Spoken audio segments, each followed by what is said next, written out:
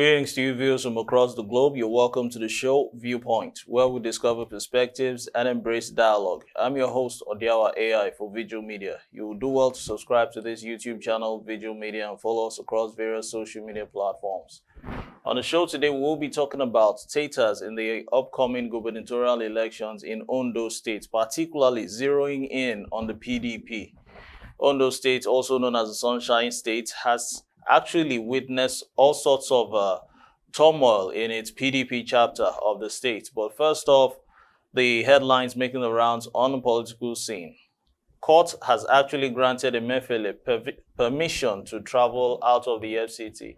Justice Hamza Muazu of the Federal Capital Territory High Court has granted the immediate past governor of the central bank, Godwin Emefiele, request to travel out of the FCT. The court said Emefiele must, however, remain in the court.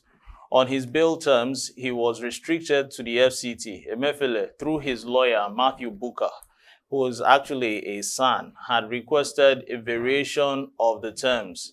The counsel of the EFCC, Rotimi Oyedepo, did not actually object. He told the court to ensure that Emefiele wrote an undertaking that he would remain in the country if his plea was granted.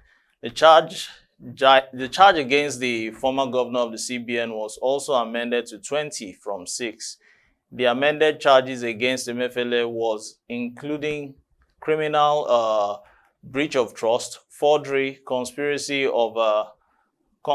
to commit forgery, procurement fraud, and conspiracy to also commit felony.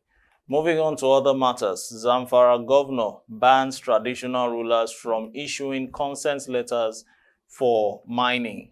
Now, if we recall, because of the Bodija explosion, which was actually attributed to illegal mining, this has made the Zamfara state government to swing into action, which is actually a state which has been plagued with illegal mining for a very long time. State governor of Zamfara, Dauda Lawal, has inked down an executive order prohibiting traditional rulers from issuing consent letters for minings across the state. The executive order was signed on Thursday at the council chambers, government house, Gusau.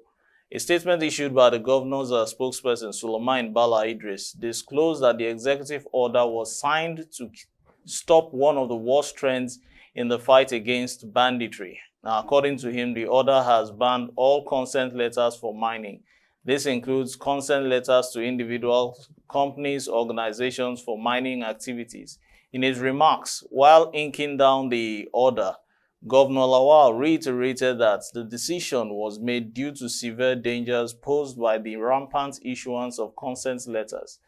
Now, Tinubu, in other news, has mandated me to sell the Nigerian dream in Davos. This is according to Vice President Kashim Shettima, who says he was mandated by the Chief Executive Bola Ahmed Tinubu to sell the Nigerian dream at the ongoing World Economic Forum in Davos, Switzerland. Shettima said this in an exclusive televised interview on the sidelines of the annual Economic Forum, where world leaders are gathered to discuss the way forward for the global economy. Now, in his words, with Tinubu at the helm of affairs, we have never had it in good terms of governance. He mandated me to go and sell the Nigerian dream, and I am here to showcase the Nigerian dream to you all. Now, these were his exact words at the forum. Explaining why it was important that the country was represented in Davos, the vice president said, as Africa's most populous nation and largest economy, Nigeria's presence at the conference is very essential as the trajectory of global growth is hinged on the continent, emphasizing further how vital the Nigerian population is to the growth of its economy. He shed more light by adding to say that he appreciates, applauds, and celebrates the success stories of countries like Botswana, Mauritius, and even Rwanda. But when you are looking at the size, what is the population between Botswana? 2.6 million people. What is the population of Mauritius? 1.3 million. Even Rwanda has a population of 14.9 million people, and all are not bigger than the metropolitan Kano in Nigeria. So the population of Nigeria is quite essential. Shettima, who left Abuja for Davos on Monday at the instance of President Tinubu, is expected to return after participating in the week-long event. I'm Odiawa AI for Veegil Media, and the show is Viewpoint, where we discover perspectives and embrace dialogue. Join me in the next phase of the show. You're welcome back to the show. The show is Viewpoint, where we discover perspectives and embrace dialogue. You do well to subscribe to this YouTube channel, Veegil Media, and follow us across various social media platforms. Moving on, the subject matter of today, Tatters in the Ondo State chapter of the PDP in the Sunshine State, Ondo State. Now, internal crisis actually rocking the Sunshine State, Ondo State chapter of the PDP, is unsettling its members as the April deadline set by the Electoral umpire, INEC, for the primary parties to elect their gubernatorial candidates is fast approaching. And they need not waste any time. Delay might be dangerous. Why? Because they will not be able to produce a candidate.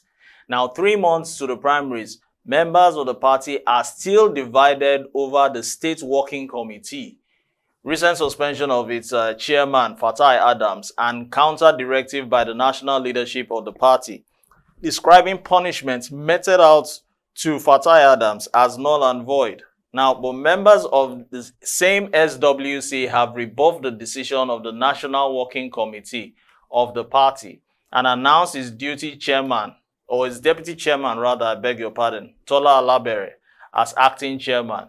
Now, I beg to ask a question. Must it necessarily be PDP having in-house crisis that should be well profound in public on the political scene? Now, although the off-cycle gubernatorial election will hold in November 16, 2024, keen observers of the rumbling believe that Ondo PDP has not positioned itself quite actually as an alternative to the ruling APC in the state as we speak. Now, looking at it this way, for a party that has lost a gubernatorial election to the APC in 2016, its political situation has been from fairy furnace to magma. I think that should be the right description now from what we're seeing.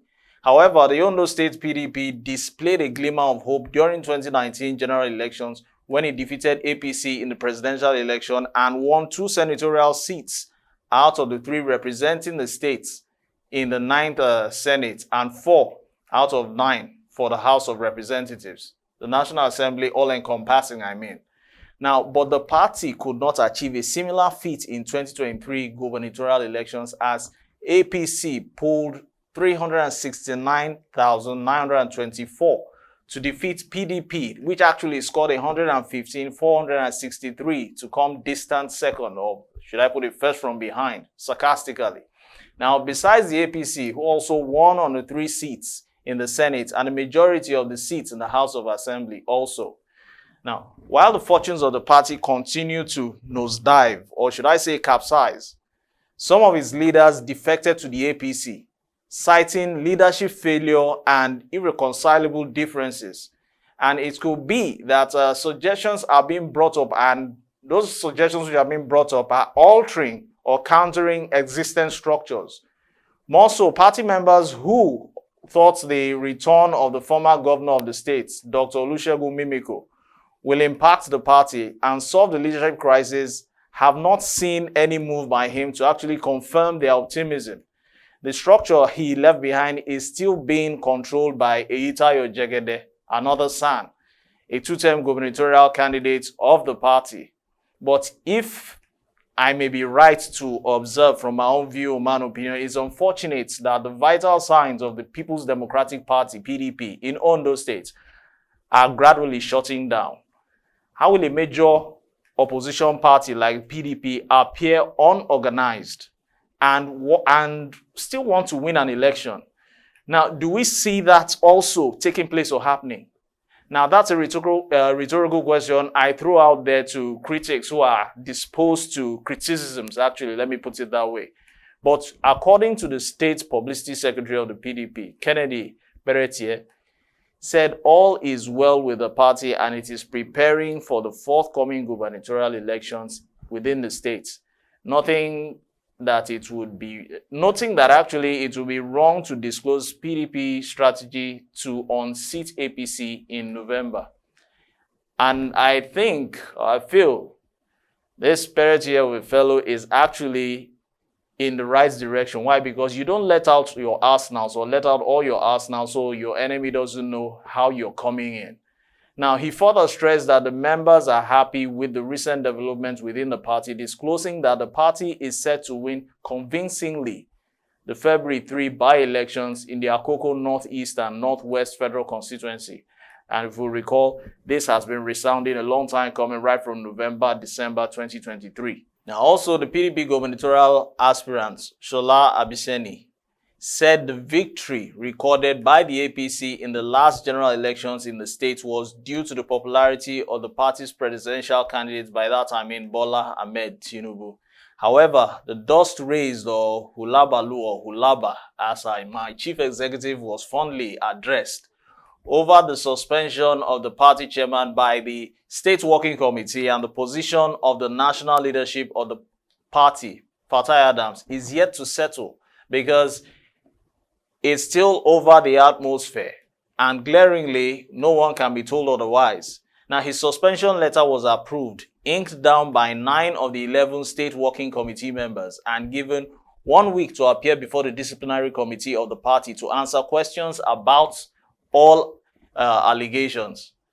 In his reaction, definitely once accused of a particular thing, there's need for you to speak up in your defense. Now, in his reaction, stated that his purported suspension will not stand, disclosing that it was politically motivated to actually ease him out. Now, his actual argument was that the suspension was actually done so that alleged agenda of the Akoko Northeast and Northeast Federal Constituencies by election in February will actually be executed.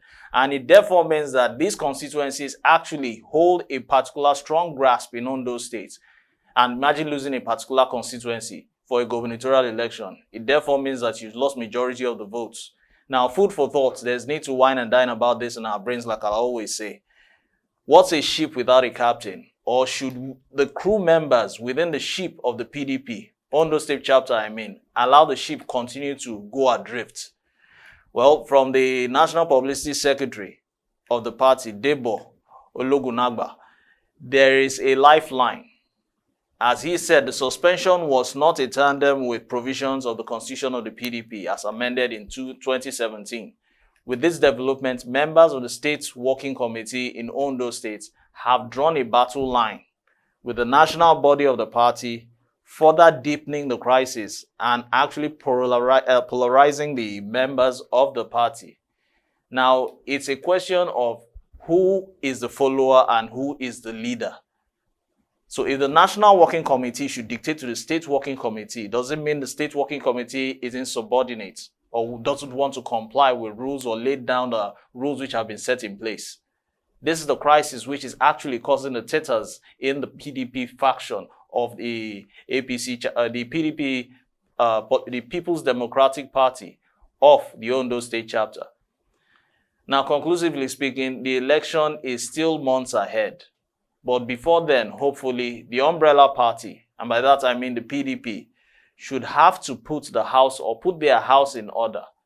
We will be following up with the happenings between the political gladiators in the Sunshine Political Arena, Ondo State. I'm Odiawa AI for Veegil Media, and the show is Viewpoint, where we discover perspectives and embrace dialogue. You do well to follow us across various social media platforms and subscribe to this channel, Veegil Media. Thanks for watching.